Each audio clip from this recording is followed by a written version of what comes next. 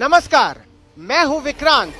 आप देख रहे हैं अपना भारत और इस वक्त राजधानी लखनऊ से एक बड़ी राजनीतिक रिपोर्ट लेकर मौजूद हूं।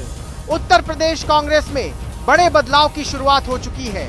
अखिल भारतीय कांग्रेस कमेटी ने बड़ा फैसला लेते हुए राजेंद्र पाल गौतम को उत्तर प्रदेश का नया प्रभारी नियुक्त कर दिया है। इसके साथ ही अविनाश पांडे की जिम्मेदारी खत्म कर दी गई है।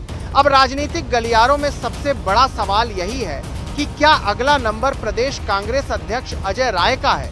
आइए आपको पूरी कहानी समझाते हैं। देखिए विक्रांत, ये बात पहले से ही चल रही थी कि यूपी कांग्रेस में कुछ तो होने वाला है। अविनाश पांडे को हटाने की योजना पहले से ही बन चुकी थी। यूपी में प्रभारी बदल गए हैं और अब प्रदेश अध्यक्ष की बारी है। जल्द ही वो भी बदल सकती है। लखनऊ में कांग्रेस के दफ्तर से लेकर पार्टी के अंदरूनी गलियारों तक एक ही चर्चा है, क्या उत्तर प्रदेश कांग्रेस का पूरा संगठन बदलने वाला है।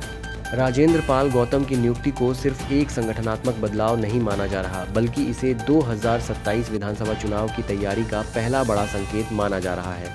कांग्रेस ने ऐसे समय में यह फैसला लिया है जब राज्य की राजनीति में जातीय और सामाजिक समीकरणों पर सभी दल तेजी से काम कर रहे हैं। हाल की रिपोर्टों के अनुसार कांग्रेस इस नियुक्ति के जरिए दलित समाज में अपनी पकड़ मजबूत करने की कोशिश कर रही है।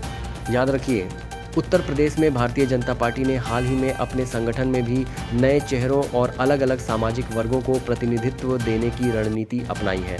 राजनीतिक विश्लेषकों का मानना है कि कांग्रेस भी अब उसी दिशा में अपने संगठन को सामाजिक वर्गों को प्रतिनिधित्व देने की रणनीति अपनाई है। संतुलन के आधार पर नए सिरे से खड़ा करने की कोशिश कर सकती है। सबसे बड़ा सवाल प्रदेश अध्यक्ष अजय राय को लेकर उठ रहा है।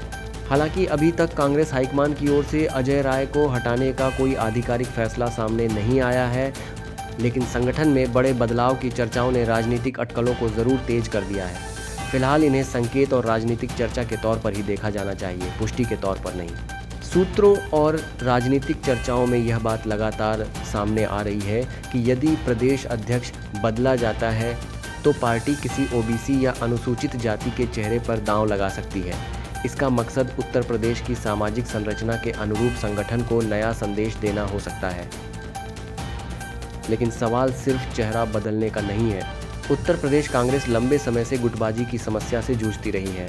एक तरफ पुराने नेताओं का प्रभाव है, दूसरी तरफ राहुल गांधी की नई टीम संगठन में नए चेहरों को आगे लाना चाहती है।